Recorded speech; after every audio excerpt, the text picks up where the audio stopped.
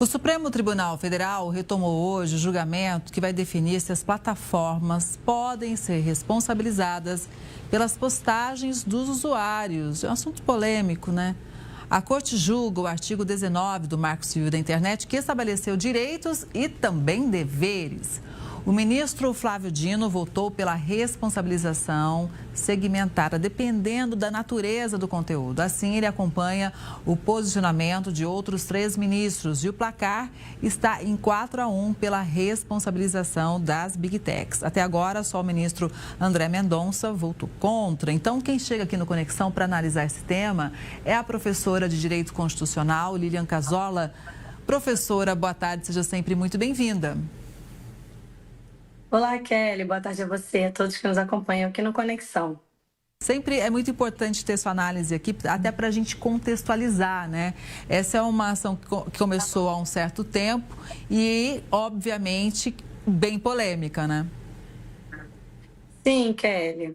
É uma ação polêmica porque envolve, né, aspectos ideológicos relacionados a direitos fundamentais, por exemplo, a preocupação com a liberdade de expressão e, por outro lado, a preocupação com uma série de conteúdos atentatórios a direitos fundamentais que são disseminados, né, nas redes sociais, na internet.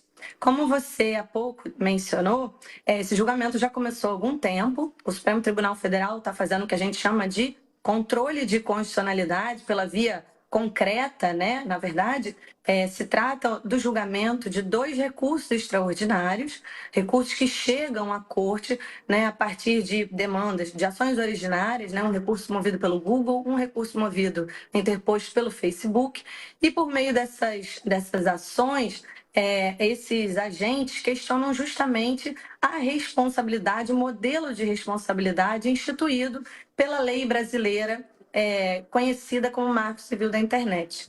Essa é uma lei de 2014 que estabelece, por regra, que os provedores de internet, que essas big techs, né, as plataformas de mídias sociais, por exemplo, não se responsabilizam pelos conteúdos, por danos eventualmente causados por conteúdos postados por terceiros. Então, essa é a regra. Mas o artigo 19, que é objeto do controle de constitucionalidade concreto aqui, o artigo 19 diz o seguinte: em caso de decisão judicial fundamentada determinando a remoção de determinados conteúdos atentatórios a direitos fundamentais, conteúdos racistas, conteúdos de pedofilia, conteúdos homofóbicos, por exemplo, conteúdos que façam apologia a práticas criminosas, a crimes contra o Estado Democrático de Direito. No caso de decisão judicial determinando a remoção desses conteúdos, ou eventualmente contas também, as plataformas precisam corresponder sob pena de, aí sim, serem responsabilizadas, né? Então, o que está em jogo é a constitucionalidade desse artigo 19. Se essa norma infraconstitucional Marco Civil da Internet está de acordo com a Constituição ou não.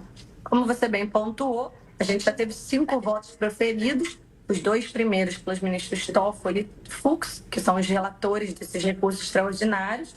Eles se alinharam no sentido de determinar pela inconstitucionalidade, ou seja, para eles não seria necessário haver uma decisão judicial, como a norma determina hoje, não seria necessário haver uma decisão judicial determinando a remoção desses conteúdos. Bastaria uma notificação extrajudicial e isso já ensejaria o descumprimento da notificação, ensejaria a responsabilidade das plataformas.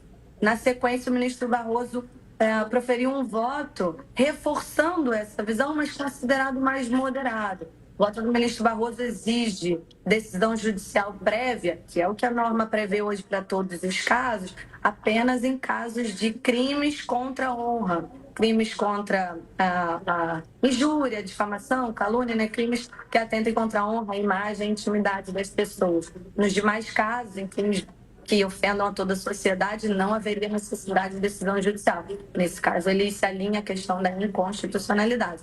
E o ministro André Mendonça pediu visto, proferiu um longo voto na semana passada, abrindo divergência. Para ele entende pela constitucionalidade, quer dizer, seria necessário uma ordem judicial fundamentada para que as plataformas fossem consideradas responsáveis por eventuais danos causados pelos conteúdos. Hoje, retomado o julgamento, o ministro Dino profere o 4º voto que reforça a ideia da inconstitucionalidade, mas é importante a gente observar que nem todos os ministros, embora no mérito estejam entendendo pela inconstitucionalidade, convergem em relação aos meios, né? Hoje, por exemplo, o ministro Dino usou um termo, né? Ele se preocupou com esse tecnodeterminismo, com essa com o modo como a tecnologia influencia a nossa vida na sociedade, esse termo que ele já havia usado até em palestras, fora do Supremo, ele manifestou preocupação em relação a isso e proferiu um voto com uma certa preocupado com uma certa autocontenção, quer dizer, a corte não necessariamente deveria dirimir todos os limites, né, ou estabelecer todos os critérios de aplicação dessa norma, mas ele traz algumas preocupações ali e sugere o acompanhamento, né, dessas questões relacionadas à moderação de conteúdos por órgãos, né, órgãos de Estado. Ele menciona, por exemplo, o artigo 224 da Constituição, ele fala do Conselho de Comunicação do Congresso, fala também da ANPD, Autoridade Nacional de Proteção de Dados, como possíveis órgãos a acompanhar essa mediação de conteúdos, né? Então, os ministros eles estão preocupados e sinalizando uma tendência da Corte de entender pela inconstitucionalidade a desnecessidade da decisão judicial, mas tentando construir vias para que essa liberdade na internet não seja completamente desregulada, né? Para que ela não extrapole os limites da liberdade de expressão por si, acaba ferindo outros direitos. Mas é importante te dizer o seguinte, que essa fala da liberdade de expressão, ela não te dá a carta branca, o sinal verde, para você cometer crimes online. Porque hoje, né, a sensação muitas vezes que as pessoas têm é que a internet é uma terra de ninguém. E mais, né, professora, que muitas vezes as plataformas, elas lucram em cima de uma notícia falsa, por exemplo, porque existe o impulsionamento. Então, como você não ser responsável por algo que, inclusive, você está lucrando? Nesse sentido, tem alguma análise nesse momento no Supremo ou não? Então, isso é muito importante pontuar esse aspecto, né? O interesse econômico desses grandes grupos, vamos dizer, das big techs, é evidente. Quanto mais conteúdos gerem engajamento, mais interessante é para essas plataformas manter esses conteúdos. Mas a preocupação que os ministros em comum têm expressado na corte, aí respondendo mais decididamente a sua questão, a preocupação que eles têm expressado é justamente com esses conteúdos e os limites da imposição de responsabilidade sobre esses conteúdos. O próprio ministro André Mendonça, ao abrir a divergência na semana passada, entender pela desnecessidade da ordem judicial determinando a remoção de conteúdos, na verdade, ele não estava sinalizando que está de acordo, né, com a concepção de internet como uma terra sem lei. Ele mesmo falou de uma necessidade de regulação, né? Eles falam em autorregulação regulada. Então, é importante estabelecer para essas big techs, para esses provedores de conexão, para as plataformas de mídias sociais, é importante estabelecer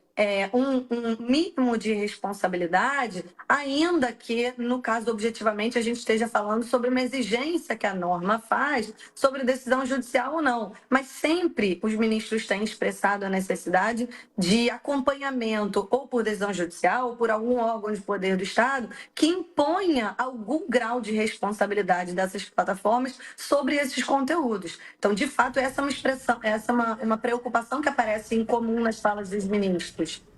Pois é, seria talvez ideal, só para a gente fechar aqui o nosso raciocínio, professora, que o Congresso Nacional se debruçasse sobre esse tema e criasse realmente lei para ficar tudo claro? Certamente. Certamente essa deve ser a via, né? O Poder Legislativo é, de fato, o poder investido dessa função de constituir o direito, né? De estabelecer os limites de condutas permissivas e proibitivas no nosso Estado. E a gente precisa lembrar, inclusive, que já existe essa iniciativa legislativa. A gente tem o Marco Civil da Internet, que é a principal norma que regula, né, esses assuntos no Brasil hoje. É uma lei do ano de 2014, uma lei que já tem mais de 10 anos. Na época foi uma iniciativa quase que pioneira do Brasil, uma norma muito festejada, mas desde 2020 já tramita no nosso Congresso Nacional um projeto de lei que na época ficou bastante falado, né, conhecido como PL das Fake News, Em 2020 ele começou a tramitar no Senado Federal, onde já foi aprovado definitivamente, encaminhado para a Câmara dos Deputados, onde, né, recebeu uma nova numeração, o PL de número 2630, e ele já tramita agora parado, né, na Câmara dos Deputados, vai ser encaminhado para algumas comissões antes de ir a plenário. Mas, quer dizer, o nosso Congresso Nacional Brasileiro já começou a se debruçar sobre esse assunto. E realmente o poder incumbido, né, de estabelecer as normas, o limite da legalidade. Quando essa lei vier, muito provavelmente a gente vai ter uma regulação completa e relacionada ao assunto da responsabilidade e da liberdade em relação aos conteúdos que são divulgados nesse ambiente virtual, né? Mas enquanto isso não acontece nesse vácuo legislativo, na ausência de uma norma mais completa, é que o Supremo Tribunal Federal, provocado por meio desses recursos, tem cuidado de estabelecer uma tentativa, né, de, na verdade, estabelecer os limites dessas condutas no nosso momento. Por enquanto está muito complicado, essa é a realidade, né? Mas vamos seguir acompanhando, então, o desenrolar do trabalho do Supremo e também vamos ver como que caminha isso no Congresso. Professora, muito obrigada, viu? Uma boa tarde. Boa tarde, Kelly. Muito obrigada a você e a todos.